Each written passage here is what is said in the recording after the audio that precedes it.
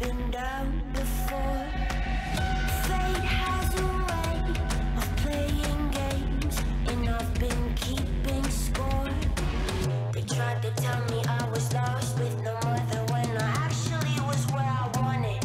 Bite off the venomous hand, fast as you can. Run for your life. Run for your life.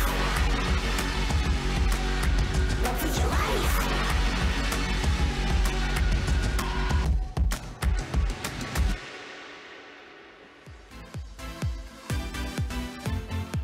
Only 2 best-of-5s remain, up to a grand total of 10 games are all that remain of the 2018 LPL season. As we are now entering our third fourth-place matchup in which Rogue Warriors will be challenging their old team of JD Gaming. Of course, as you can see, the fans in Beijing are still rocking out in the arena. And JD Gaming get the chance to return back to the stage on this miraculous run, this chase to what could be Worlds for a team that barely made it into playoffs into spring, now going all the way to third, fourth place against their former ally of Doinb and the Rogue Warriors, a team new to the top 4 of the LPL, but certainly not new to our hearts with all of their emotion and all of that pride that those players are bringing. Absolutely a huge day, a very momentous occasion for everyone involved in this Beijing arena, especially Logan, as his fire has been what has brought so much momentum to the JD Gaming roster.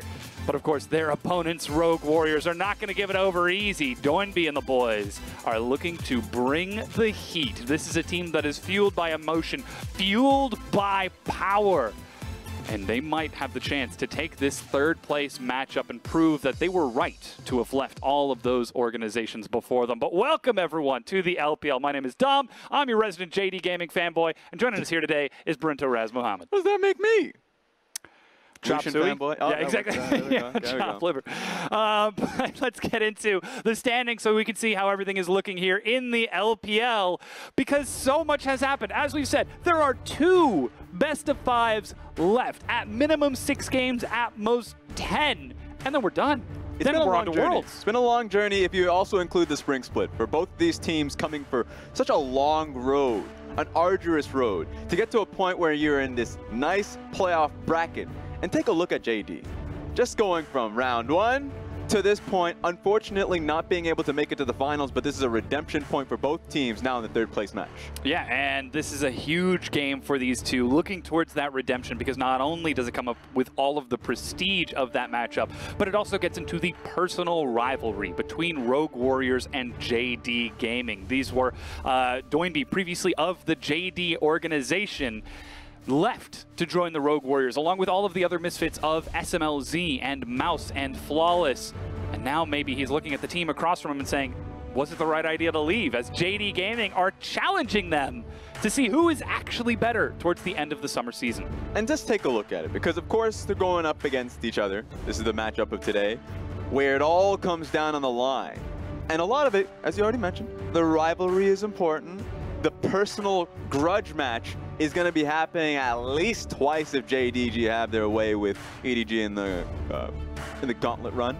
So I would love to see how it ends up shaking out. Yeah, and again, as we've said, this game does not impact Worlds Championship points for the LPL, because JD Gaming only just made it into playoffs in spring. They do not have enough points, even if they take third place, to affect the standings in any way. Royal Never Give Up and Invictus Gaming are locked. The winner of that game advances by taking first place in summer. The loser advances on points regardless of who. And then we get to Rogue Warriors, EDG, and JD. Yeah, they're going to be taking, having their games in the Gauntlet tournament, and the points tell a tale. For JD that have 0 points in the spring split, were knocked out in round 1 in the playoffs. A lot of people were having a discussion about Suning Gaming being better than them, improving massively coming into this split. And so now they're going to be fighting for third place. And all of this accrues to the championship points that they currently have, finding themselves in the gauntlet. Yeah, and as you just saw, Rogue Warriors, because of their recent performance, going a little bit farther into the tournament than Edward Gaming, get the higher seed in that regional qualifier tournament, which will be happening just after finals. So this could very well be a preview of the world's determining match. Will it be JD or Rogue Warriors in that final one if JD are able to overcome Edward Gaming once again in the regional qualifier tournaments, as it actually is a battle between Doinby and his former team for the potential world seed? We're getting ahead of ourselves. That's not happening for another week. Oh. There's still the third, fourth place match that's happening today, but with all of that context, we've got to talk about neither of the teams wanting to show too much here, but still playing for pride. Because as I keep saying, it's Doinby versus his former team. It doesn't get much better than this. Every match for Doinby matters. Even in the regular season, for him to come out and be able to take the first series versus JDG, that meant so much for him. He's the type of player, if you were watching Rift Rivals, jumping out of his seat, celebrating with pride. The same amount of excitement you saw when he was performing in an international event, he showcased when he went up against his former team and proved to his fans that he was the best one. That being said, maybe he danced a little bit too soon. Yeah, knocking his chair over. all that matters is how you end that game. So, of course, end game is coming up soon. This series for third place match, and very soon, because Rogue Warrior is going to be waiting at the end of the gauntlet if JDG can make that run. Yeah, and there's been a lot that's changed since we've last seen Rogue Warriors against JD Gaming. Obviously, they've been playing with Kiwi and Holder a little bit more during the regular season, and we get into how JD have evolved their style over time, because not only is it a story of growth for JD Gaming, coming in from a lower tier seed in spring now to one of the top 4 teams in summer, but Rogue Warriors are showing some new and rather unprecedented flexibility between Kiwi and Holder and Mouse and Flawless. That's what surprised me, because Holder has been on the bench for some time, hasn't been able to play because there is the 2 import rule. Both Flawless and Doinby are Korean, so having an extra member didn't make a lot of sense. They didn't have a jungler up until when they secured first place in the regular season. So they started fielding both Kiwi and Holder. Kiwi actually coming up as a pretty average jungler, which is great because you got to see Holder come out in style. They were able to showcase a triple threat style, so it's not only that you have to focus on Doinby and SMLZ, but also Holder coming in with the Vladimir and Akali. That being said, they haven't had the most practice with them, so it makes a lot more sense to be coming in when it comes to crunch time with Mouse and Flawless. Yeah, and that, of course, third place win is still so very important. And when it gets down to that triple threat, if they do play Kiwi and Holder, then we have to look at what could very well be the support staff threat for JD Gaming to try and answer that, because we talked about the newcomers to Rogue Warriors and Kiwi and Holder coming in to potentially replace Mouse and Flawless, but the new coach of JD Gaming in Coach Ohm has given them so much momentum coming into summer. Yeah, the summer split strength, and you already know Coach Ohm, but let me talk about the trajectory that he's at. Of course, he started with Samsung White, world champions. What else do you have to say? He was back behind Looper when they were able to get that championship across. Moves to Vici Gaming, and this was when Vici Gaming had countless gauntlet runs. They were a team that had Dandy, Mata, and were actually very strong, and we expected them to get to Worlds at some point, but of course they lost a lot of talent, including Coach Ohm, who went to Team WE, semi-finalist at Worlds. Enough said, really. And then now he's on JD, had one split with them, and they're already vying for a third place match, vying for another world seed. Yeah, Coach Ohm has absolutely shaped this team into a real titan. And we can take a look at some of the stats for JD Gaming and see how this works out. Because again, this is a team that had talent. They weren't the best team. They weren't the worst team. They were kind of middle of the pack. But when Coach Ohm came in, he was able to crystallize their strengths and give them such a clear play style around these set plays. And that's what these stats are on your screen. Clear and focused. Clid in the spring split was styling.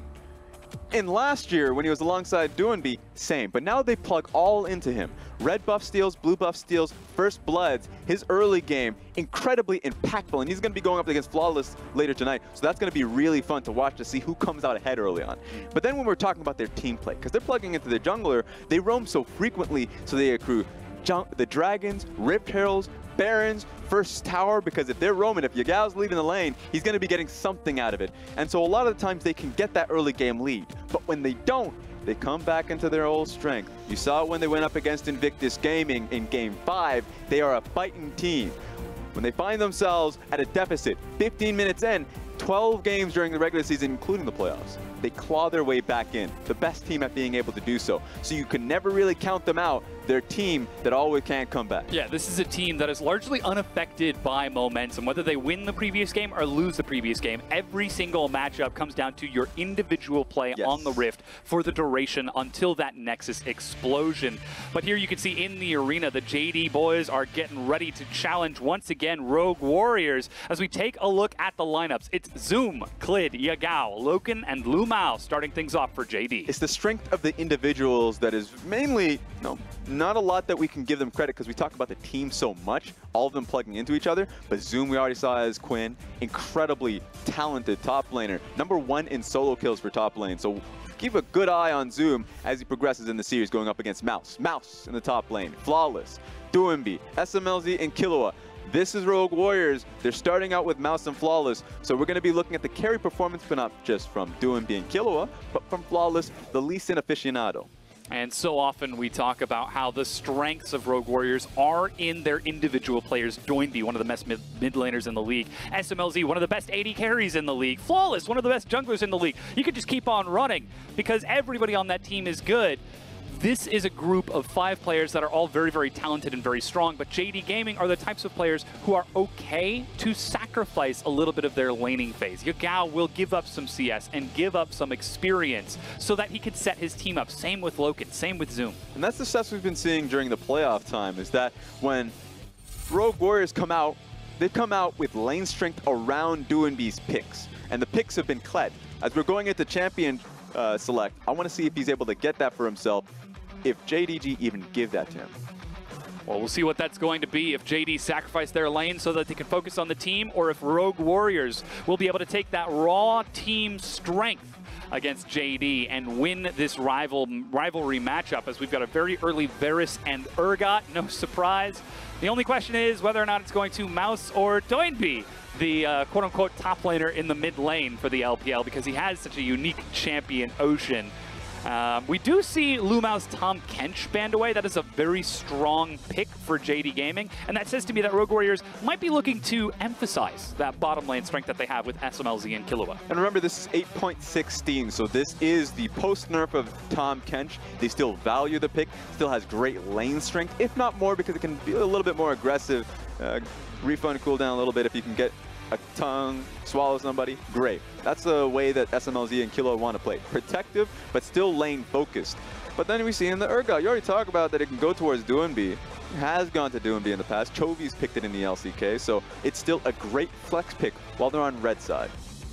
There's still a lot that Rogue Warriors have got to show us, and they are on that red side, as you said, so they can save counter pick for Doumbé and flex that a little bit later. Not quite of the same tier as someone like red side Rookie, but still very effective.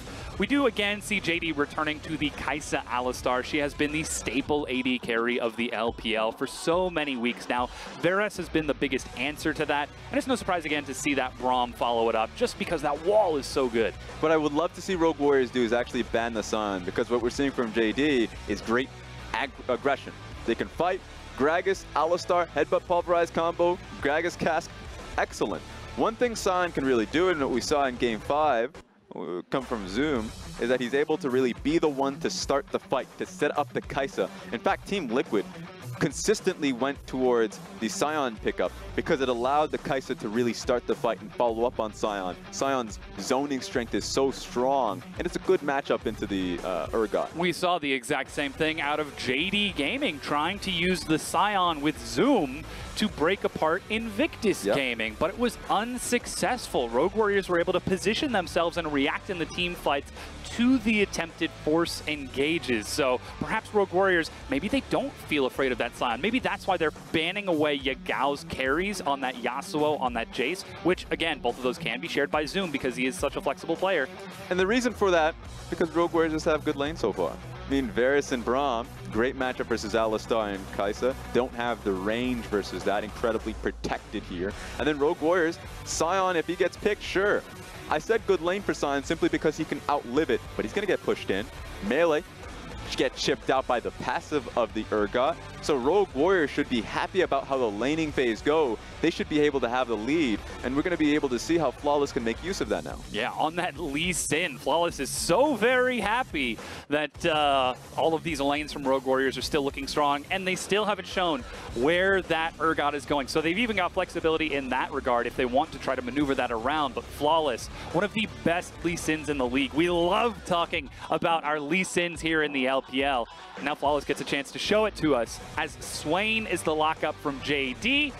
And looks like that's going towards Zoom in the top lane as Lumao is hovering through a couple of mid laners here with the Aurelia and the Corki. And to me, it says that JD Gaming want to group up and focus on team fighting. Yeah, it really does. And if there's one top laner that's actually still stuck on towards the Swain when most of them have actually gone away from it, it has been Zoom. Zoom's been the top laner to say, actually, I'm going to try and contest the push on the top side of the map. And if it's going to be Swain versus Urgot, I believe he can do just that. The sustain, he has that. The countless Q procs, he's going to be able to push out. So usually the response to being able to combat the early game pressure from Urgot has been AP top laners like Ryze. And I think Swain's going to be able to get the job done. We'll have to see. We haven't seen the matchup just yet because Urgot's only just recently popped up. Yeah, we now see the Ornn being hovered by Mouse, so that Swain should be pretty happy in the top lane just to catch CS.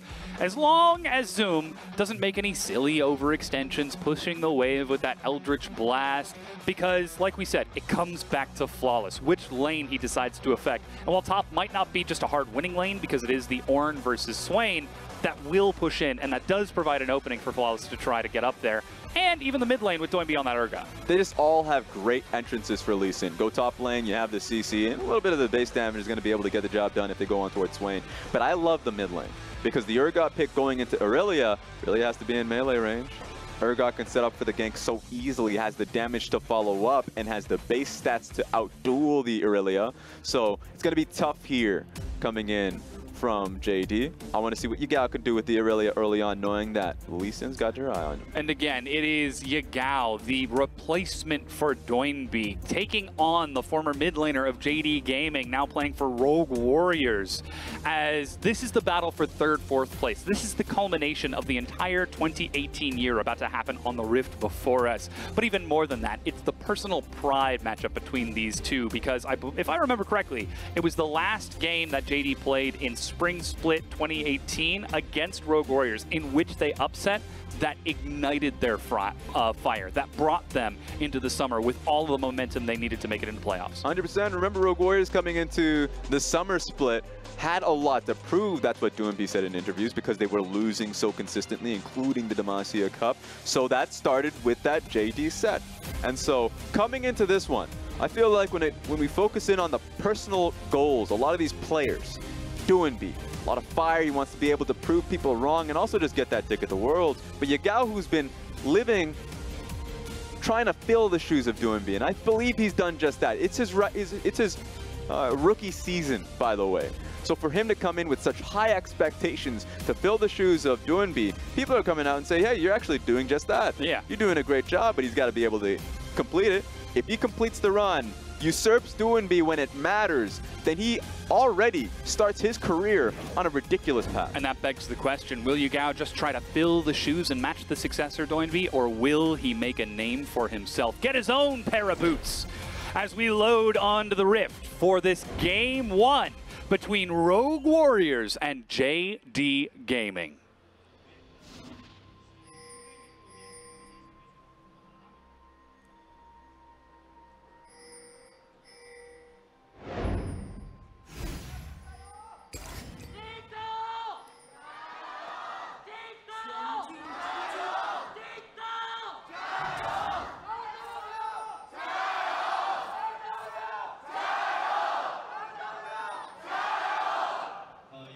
Such a new organization to the LPL. RW only been in here for a year and already the fans are so vocal. What's not to like when you've got such an emotional player like Doinby sitting right next to the stone-faced king himself of SMLZ? There we go. I mean, the player's power is really what draw them into Rogue Warriors. Looking out into the crowds, you saw the countless SMLZ posters. You see the numerous Doinby fans, and they all carried over with them. So the players leaving their respective organizations, the fans did as well.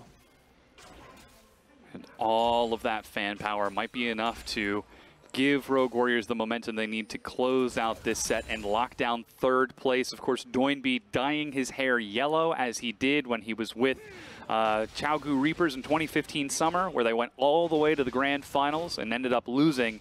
He tried to mimic that this year by, again, dyeing his hair, trying to chase down finals. Wasn't able to get it, but might be looking at the prize just beyond that, as Worlds is on the horizon for this team. Just needs to close out this set today and win one more best of 5 in just a few days to advance to the World Finals. But already we've loaded onto the Rift here as JD and Rogue Warriors are heading into their standard lanes, and as expected, mid and bottom going well for RW. There may be standard lanes, but they're not a lot of standard rune pages. So I'm just going to talk about the runes immediately. What they just showcased was Swain actually picking up the gold accruing in the inspiration tree. The fact that he's gone towards that is actually incredible. He is the range matchup, so he's actually just going to be trying to scale in here. Auto attack frequently, so he can actually get the sack of gold, which he's doing. He even has, I believe, it's stopwatch and the extra push that he gets from... Actually got 2 stopwatches. Oh, there we go. No. That's the first stop. One from Clid as well. Oh, yeah, you're right. From JD's side, yeah, they definitely have stopwatches. Things already starting to look pretty good for Zoom if he's going to try to collect as much gold as he can. Loken, meanwhile, he's been struggling a little bit down here in the bottom lane as it's been pushing in, and I think this is one of the bigger surprises of the LPL playoffs. Loken was never really in contention for one of the best AD carries in the league, but his performance over the past few sets against EDG, against FPX, have really let him make a name for himself. Yeah, a lot of confidence in his play. Laning phase, a lot of the time people look at his laning phase and say, well, he's not doing anything in lane. He's trying to scale up. A lot of times they bring in even like a Zilean at times and try and get to a late game phase. Laning phase during the playoffs has actually been remarkable, going up against iBoy and Mako and being able to just get 2v2 kills there. And then when they find themselves outside of laning phase, post 15 minutes, he's able to really help out Zoom inside lane when he gets the Kai'Sa. So a lot of it is just eyes on him because he's actually playing incredibly well. His positioning has been fantastic, and it's just about being able to come into these pressure situations and come out with a W. And a lot of that has given a lot of steam towards JD Gaming, knowing that they can rely on that late game hyper carry of Loken because his lane performance has stepped up so much. They're able to send Clid to the top lane, for example, like we just saw, defending Zoom as he tried to push that wave into the turret.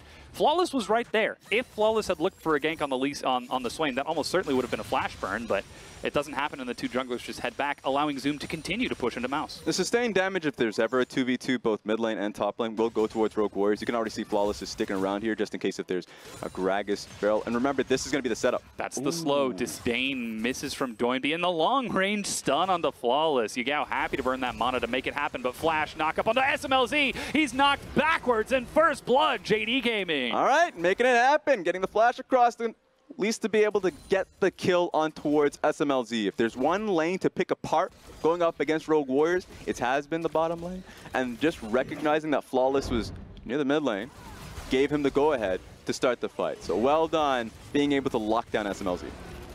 And Clid is able to affect a gank a little bit faster than Flawless. Now Zoom is being pushed away from his turret here. I'm not 100% certain if he saw Flawless. There is a ward in the tri-bush up top, but he's walking up to the minion wave. Mouse is literally buying an item in front of him, pulled onto the turret. There's a teleport from Doinby, a matching teleport being activated by Loken to try and deny this, and it is completed. In fact, Yagao is the one who shows up as Loken cancels, and the dive is denied to Rogue Warriors. Smart completion of the teleport from Yagao, because if you just canceled it and said, oh, I'm taking experience mid lane, issue is there are 3 people top lane and a crashing wave that would have certainly been a dive on towards Zoom. He doesn't have any mana to defend himself. So recognizing that he needs to play for the team. That being said, they might have an opportunity here. Yeah, this is looking a bit risky for JD. They step back into the river. It's the 2v2, the mid jungle versus mid jungle, but Mouse with an earlier push is able to clear out top lane and roam down, making it an technically 3v2, but JD decide not to take the fight and back away instead. Flawless hasn't taken a camp in some time, so he didn't have the strength of the Dark Harvest. So he would have actually been susceptible to a fight there in that situation if the body slam came through. So remember, he does have Dark Harvest. It's 8.16, so Electrocute did get nerfed for junglers. You don't get the beef out of it. Post level 8, you actually just get more damage coming out of Dark Harvest. But the issue is if you don't have 150 souls, it just runs out so quickly, about 20 seconds. So if you just take your camping cup for a gank, great, you have the stack. Otherwise, you're just dealing 0 damage towards your runes. So that's the issue that you have. It's nice for scaling, but when it comes to just the early skirmishes, it has no power. Now, Clid with Predator is racing top while Rogue Warriors are trying to set up a gank bottom. That's a flash from Mouse. Ooh. He gets pulled back in by the Never Move. There's another snare. Call of the Forge God. A Zoom just auto-attacks. Shields installs it out the knock-up, and Mouse gets the outplay, finding himself a kill as he goes down. Just in reach of the tower. Really well done from Mouse, because he just wanted the shield, honestly. He wanted to protect himself, knowing that we're going to be in kill range. But he gets the shield, gets the knock-up just in tower's range, and is able to trade the kill. And very clear focus from Clid on that top lane means that bottom is left undefended. Rogue Warriors push in both top and mid and swing towards the Infernal Dragon, taking it down. Not a team to be outdone. It's been the strength of Rogue Warriors. It's been the strength of Mouse, honestly. He's been known as the top laner that soaks in the most ganks, soaks in a lot of pressure when he was on EDG, and he was a Rogue Warriors. Being in this situation, being able to outplay it, right when the tower locked on him, CC up in the air, Clid gets taken down, and all eyes because Rogue Warriors are able to make the bottom lane fight happen. Oh, there's another gank bottom from JD Gaming as Clid is non-stop maneuvering around these lanes, trying to set up JD's powerful carries in Zoom and Loken. And as we said, Mouse pulling Zoom and Clid in. It should be noted, Zoom had his ultimate that entire time, decided to hold on to it until after Mouse died to clear the wave and push it in, to try to get more of a snowball in that top lane, but it's still only about a 7 CS advantage up there, as Clid did die over to Mouse. Meanwhile, Rogue Warriors still patrolling the bottom half of the map. They already took the dragon, they're controlling the river, they just passed blue buff over to Doinby. Rogue Warriors are happy to allow top lane to fall slightly behind because it's an Ornn. He's going to become a tank eventually. What are you going to do? Yeah, it's going to be rough, honestly, at the top lane. At this point, Clid should actually be just focusing on the bottom side of the map. How long it would take top side. That being said, here we go. He's going straight in and forces the fight. Doesn't even wait for it. That's over the wall. Loken finds himself a kill, and Doinby on top of Vision gets left to die. His own former ally is the one who slays him. Just didn't see the ward getting placed in that bush, and it allowed for JDG to immediately just get the jump on him. Flawless. Really perfectly played to get the kill on him. No reaction time. Wasn't able to use his flash in that situation. So made it work really well, because that was actually a pretty difficult position for JDG to be in, knowing that both Doinby and Flawless were actually eyeing the bottom lane. And now we've got to come back to the question that we posed in the beginning for Rogue Warriors. They've got some strong lanes that Flawless can look to gank in Doinby, in SMLZ, and Killua. They've tried to dive bottom now twice by roaming in through the jungle, but got caught on both rotations. And with these kills, that's a 3-0 Kai'Sa. I don't think this is how Rogue Warriors wanted that laning phase to be going. Oh yeah, definitely not. Absolutely not. At this point, it's just JDG having complete confidence in Condi's ability to just get the counter gank, play incredibly defensively. It hasn't been a strength in the past, but it most certainly is in the playoffs, in the summer regular season as well. Remember, up against Ning, counter ganking him every damn time. Here comes a flash. Luma! Right over the wall. No Hex Flash, just in case he could catch Doinby, who's sitting on Flash and Ghost, just to zone him away. No hesitation from JD Gaming. And I don't know if you heard yourself there. Maybe I misheard myself, but you said Condi. That was the previous jungler that Coach Ohm was the coach for with Team WE. Clid is now showing some very similar signs to what was Condi's playstyle when WE went to Worlds. Yeah, definitely very similar in how defensively he's been able to help his lanes out in scaling compositions and positions in which they would be like, all right, enemy jungler, Flawless, last time it was Ning, should be able to snowball these lanes. Hasn't been true. These defensive wards have actually been really well placed. And so Doinby, in this situation, against other teams, would have been able to be in bottom lane by now. But he's caught in these wards, so Yagao would be in position, and Clid's already there. So for now, JDG have been doing phenomenally, just because, as you mentioned, the coaching staff has been strong for the squad. But Clid has just been on fire during the playoffs. Yeah, 0-1-4 right now. He's his team's only death, but he's also been involved in every single kill. All three down in that bottom lane and the other one up top. But now he's looking to head right back down there. He's got himself the Cask and Flash, just trying to dodge this vision, but Rogue Warriors bottom lane does not take the bait. They step back and just try to sit on that CS advantage, up to about 13 now. And the top lane's play is actually going to be indicative of what happens bottom lane. For Swain, he needs to base because he doesn't know where Flawless is. Flawless is in the top side of the map, could easily turn into a dive if he tries to be greedy. Also, if the Flawless was bottom lane in that situation, then you're in a place where Zoom doesn't want to teleport. He's going to have teleport soon, but if he was in a position where he's half HP, no mana, then Owen would have priority in that situation. So with those top lane trades happening, sure, it's out of the audience's mind, but it's certainly in the mind of the TP playmakers of Mouse. And I guess Doinb if he ends up roaming towards the bottom lane. They're currently trying to track that timer as much as they can because in 90 seconds the Infernal Dragon is up. Rift Herald has spawned, and Rogue Warriors is a team that thrives on momentum. They need to pick up at least a little bit of steam before they can really get the ball rolling. The opposite to that is if they get put so far behind that there's no chance that they can win, that's also a situation where they find that internal momentum. But that's not a situation that you want to be in. You don't want to be in it, but you're going to be pushed into that position. Remember, we saw the team stats. JDG is a team that actually heavily focused on these objectives. Yeah. They're the team that's actually taken the most Cloud Dragons out of everybody. So 100%, they see an Infernal Dragon, they're going to be warding it up. They may not be in position to actually take it now, but you see how Gragas has just been religiously on the bottom side for the past 5 minutes. He's going to have it there defensively. And any opening that he gets, we saw what happened last play when they were able to get the kill on Flawless. If it happens now, they're 100% going to be able to get the Dragon. Now, they're even getting their recall timings to prepare for this, as Guinsoo's has been picked up. We've already got the Cinder Hulk finished on Clid. Zoom has completed his Rod of Ages, which is still stacking up. The last question of the equation is Yagao. He's looking for that Triforce, currently sitting on 2 of the 3 components that he needs and is actually roaming bottom right now.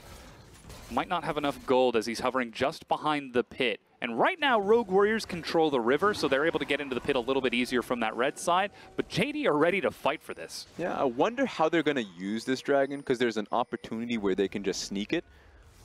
I mean, it looks like that's what they're trying to do here. Unless if they're trying to push Flawless over the out. wall, yeah. Lumao's happy to take a few of these hits. Clid is zoning Doinb away as he tries to make his way around. Teleport's available for both top laners. But very respectful. At this point, actually, Flawless just outright starting it. You'd expect the skirmish to happen. Now, Loken is still catching the wave bottom. He's got to group up with his team, but they are on the far side of this. That's double teleport. Dragon being started, and that's going to be the Dragon picked up by Rogue Warriors. Clid goes in. They manage to find Doinb. He's locked down. Loken trying to get in on the side. Leaps over the wall. Doinb's his target, but that's a stopwatch. Loken trying to outplay this, but they manage to kill Lumao. Zoom gets in, and that's Clid finding the first kill onto Doinb. Mouse goes low, leaps out of it. Yagao chases him down with a Blade Surge, and Loken continues to fire across. Clid uses his stopwatch as SMLZ with his flash trying to run. Leaps away, but Loken's on the follow for a double kill. It's 8 kills to 2, JD Gaming. That was just so well played from Loken. Loken actually found himself in a great position behind his team, inside the pit. There is no way from Rogue Warriors to be able to snatch him, so they just decided to take the first available person using their Urgot ulti. Issue was, when they did do it, front to back, JD are going to be able to take you, and he came out cleaning up. Not only is that the team fight win for JD Gaming, it's also looking to be first brick for Loken. 600 bonus gold on that AP Kai'Sa that he's played so very often. Things are looking good for JD.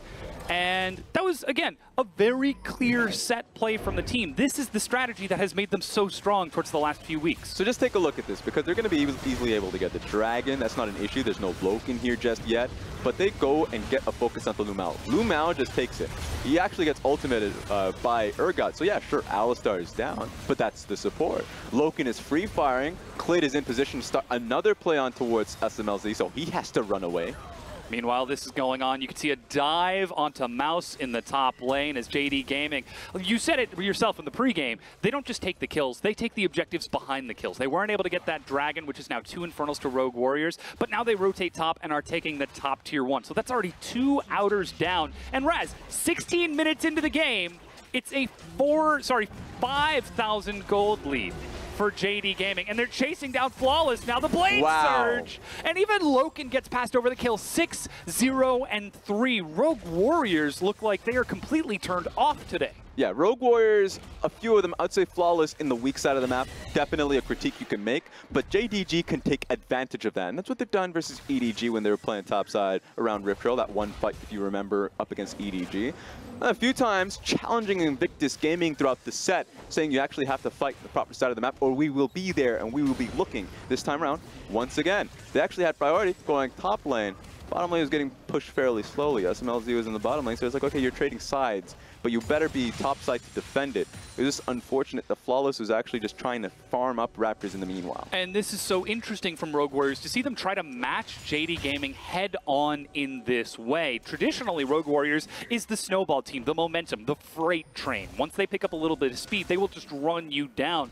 But trying to match JD Gaming in these set plays, in these rotations, is clearly not working out for them, as JD are happy to maneuver around the map and just take kill after kill, objective after objective. Still, though, things are going to slow down just a little bit. Loken's at his 2-item spike, but it's going to be a little bit tougher to break down this mid-tier 1. It depends on what their next call is, because Rogue Warriors definitely want to slow it down. At this point in time, SMLZ is nowhere even close to his 2nd item.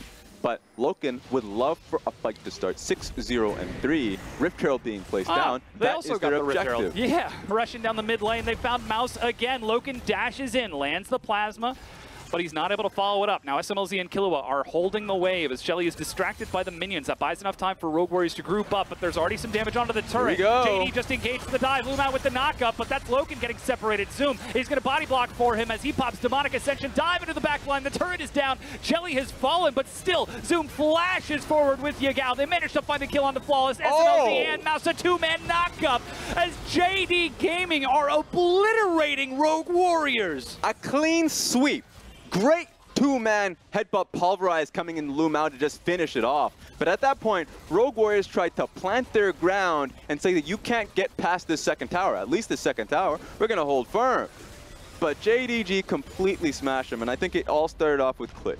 Clid being able to get the body slam into it, blows up Flawless, and then 5 soul fragments being picked up by Swain, which is incredibly important because at that point, SMLZ can't do anything. Take a look at the damage being done on towards SMLZ and Doinb by the time Flawless is down. There's no way for them to be able to get out of it. They pick off SMLZ and completely force Doinb back. And one kill to the next, to the next, to the next, just running it down like a series of dominoes. Rogue Warriors are falling apart. And that's what's the threat now if you're going up against JD's composition. Because we said that the weakness was just in their laning phase, but that's completely like gone and done. Yeah, they had that 5K goal lead. It's like, wait a second, well, what's their weakness now? Issue for going up against JD is that they have great 1-3-1. You can send Yagao in the side lane, and you can just outright fight. So many points of engage off the Gragas, the Swain if he can get a pick off, the Alistar from Lumao, and Kai'Sa is going to be able to immediately follow up, and that's what Loken's been doing. And now we've got to set the stakes for what's next, because like you said a little bit earlier, Rogue Warriors, they want to try to slow the game down a bit. Well, JD haven't really given them a chance. That's the mid-tier 1 and the tier 2 gone. Ocean Dragon is up in 30 seconds, and Baron is up in 20. Rogue Warriors might not get a chance to slow this game. That's because JD has been a team that's actually been incredibly good, them and Invictus Gaming, at creating their own objectives. So when you say, oh, 3 outer turrets down, game should slow down because it's so early and Baron has not been an issue. Well, they're a team that actually accelerates it around dragons no matter what it is. Blue buffs, red buffs, no matter where you are. And they just say that we're actually going to keep moving forward and keep moving the goalpost. Rogue Warriors have to stop them at some point. Now they're grouped as 4 under the bottom tier 2. SMLZ is there, so it is a 4 versus 4, but Yagao is flanking on the side as he pushes a minion wave up mid. Rogue Warriors need to choose what they have to defend here. There needs to be a ward place right where Lumao is. He has Hex Flash at this point, so he can still actually make the play on a dive. With how they're doing right now, and he has his ultimate prime, he can just go for it, so Rogue Warriors can't sit under this tower. Yeah, they just back away without that vision of Lumao. Rogue Warriors decide to recall and give up the bottom tier 2. There's only a single tier 2 remaining in the top lane. Yagao's already heading up there to prep that wave, but that's also the Baron side of the map. If Rogue Warriors give up too much more ground, JD Gaming are going to be happy to snowball this even harder. And that's the issue. Rogue Warriors need to start thinking a few steps ahead now because JD's been in the bot side for such a long time playing around dragons and blue buffs that the vision for Rogue Warriors has actually been pretty much catered to the bottom side of the map as well. They have 2 control wards top side, but nothing having eyes on the Baron. You can already see where Flawless is heading to get at least 1 ward on it because that's going to be the next play. Already, Lumao is on the way to try and deny that vision to both Flawless and Killua, but it is going to take a concentrated team effort because JD Gaming have shown no hesitation in going in for these plays. And Coach O must feel proud. Take a look at this. Oh, yeah. 4 control wards on each member. The only one Dirty Loken with the Doran's ring, all right? Just putting that out there. Sell the Doran's ring, buy controllers. But with that being said, he's in a real comfortable position. Yep. He has himself the QSS that he bought real early on. So if Rogue Warriors ever find a pick, he's going to be able to get out of that. And I'm just talking about Varus throwing out his ultimate. Or even if the slow comes through from Mouse initially off of his ulti, Loken is in a real comfortable place. It's actually going to be difficult to touch him. He is wildly accelerated. Guinsoo's in the Nashor's Tooth completed a while ago, as we said, the QSS, and he's going for a Rabadon's next. If he snowballs much harder, this is going to turn into an avalanche. That just goes to show how confident he is that he's not going to get picked. Because some people, they're incredibly set. They'll say, okay, I'm going AP build. Why not go Zhonya's? Yeah. Why not have the stopwatch into Zhonya's for my build? But for him, he's saying that, actually, no, we're going in. We're going forward. It's not happening. I am the damage for my team. I have so many frontliners. Who's going to even touch me? And that's just the Kai'Sa. You've also got to look at the Swain, who's sitting at 2.5 items, looking towards a Liandry's third. Triforce and Sterix finished for Yagao. Some tanky items on the way for both Lumao and Clid. Now they're sweeping out Vision and engaging in the Baron dance. This historically has been a weakness for JD Gaming. In Spring Split, Baron was one of their worst objectives. But now in Summer, under the guidance of Coach Ohm, they're putting Rogue Warriors on the fence with how they're maneuvering around this Vision. That's the trinket used. No more blues are left, and it's do or die time for Rogue Warriors. They've got to move in and try to sweep this out. And it's hard, because take a look at what they see. They see, sure, Zoom coming in, but they don't see this. Yeah, Clid manages to get behind them. Mouse is caught out. Loken looks to find him, lands the plasma. Visions of Empire knock up the stall out, but there's no turret to fall down. And that's JD chasing it forward. They find the kill onto Mouse. They're finding the kill onto Doinby. And Rogue Warriors, they're trying to turn this around, looking for anything, but Zoom is chasing up. He's got the flash. That's the Demon Flare. Flashes in, but the snare gets the kill. Yagao locks it down. SMLC is dead. Who needs the Baron when you can dive the Nexus? This might be a call out to what happens in the Gauntlet tournament. JD look on fire right now. And this is now looking at the inhibitor, JD Gaming. They've taken 4. It's not the ace. Flawless has got Smite, but one man against an army. Can he try to stall this out long enough for SMLZ and Doinby to get back in? Because this is a big minion wave.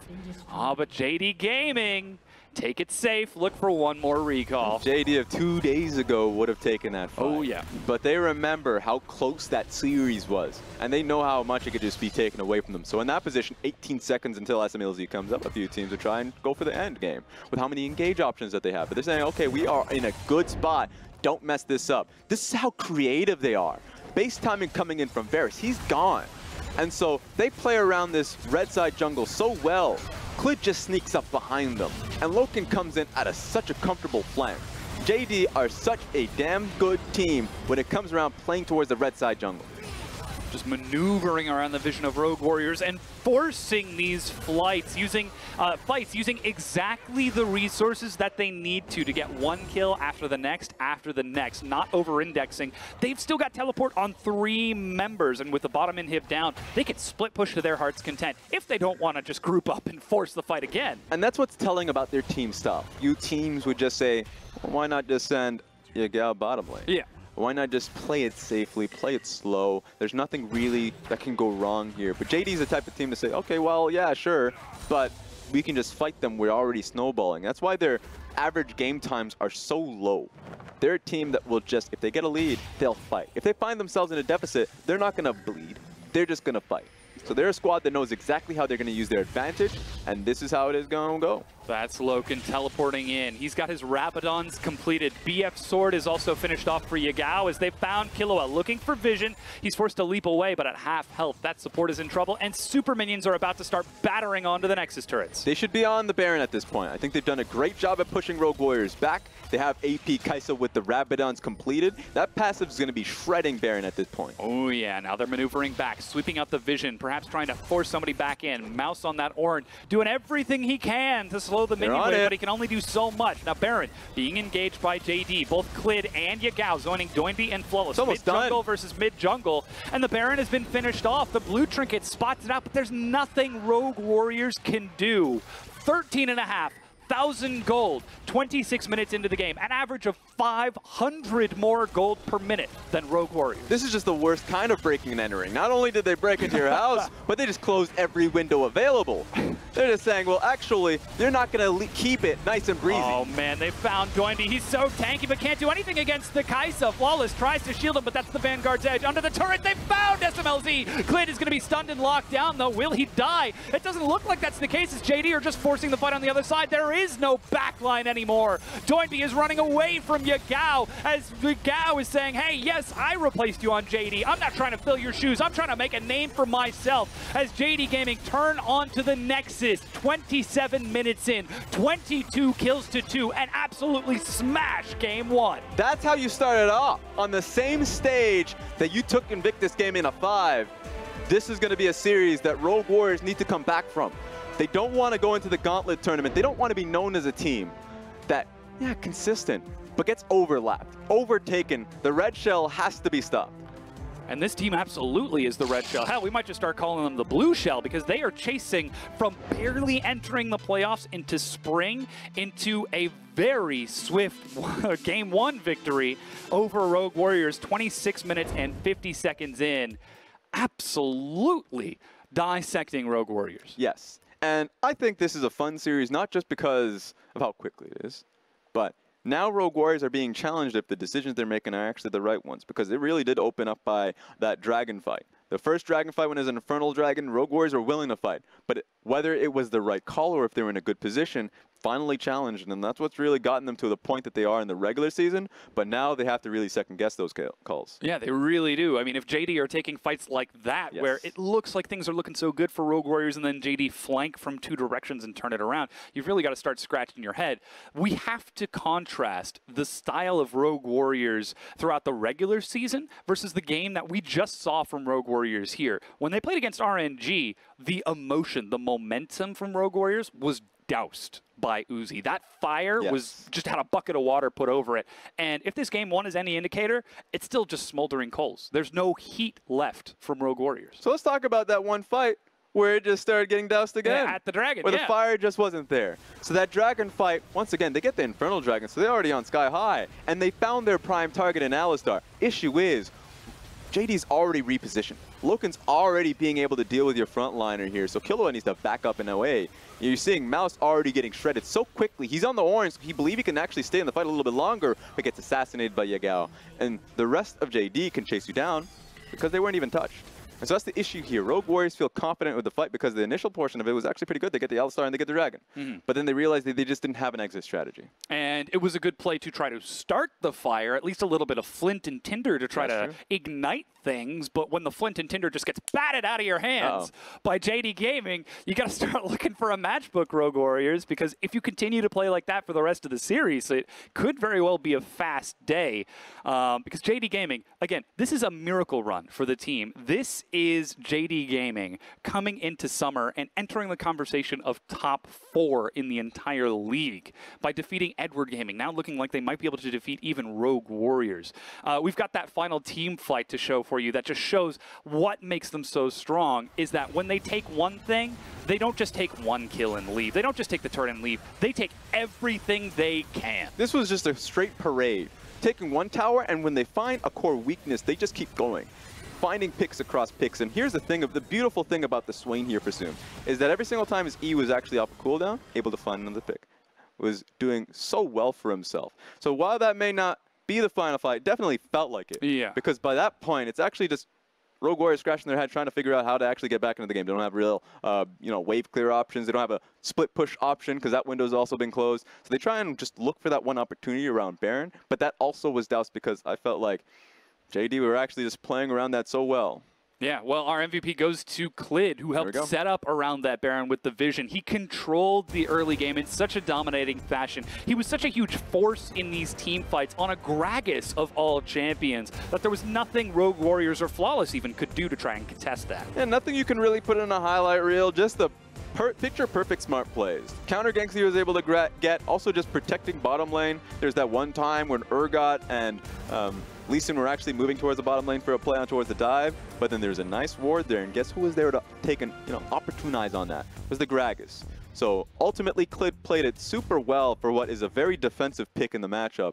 And so later on in the game, when they were actually just rolling them down, he turned into an engage pick. Round the top side, red side jungle fight, he just circles round to start the fight. Yeah, how did he get behind Rogue Warriors there? That's one of the beauty of just having complete control of the red side jungle. A lot of teams won't be that creative to actually find a window. They'll just stay around there, maybe turn into a 50-50 on Baron, but they realize they have so many engage options, one in Clid. So he's like, let me just actually start it. I have a cask ready for them. They just won't see it coming. And that's so wacky when you look at the fact that that was on blue side that they were able to play around red side jungle. So many teams have been prioritizing red side, not only for counter pick, because of how it lets them control that side of the jungle once they manage to step out of that laning phase. But JD showed that, hey, even when we're on the quote-unquote less dominant side, we're still able to push in and take an advantage. This is some straight-up discipline that we're seeing out of JD Gaming in that Game 1 victory. That said, though, we've still got Game 2 coming at you. We'll have to see if Rogue Warriors can bring it right back as we go ahead and take a quick break and get ready for that next match.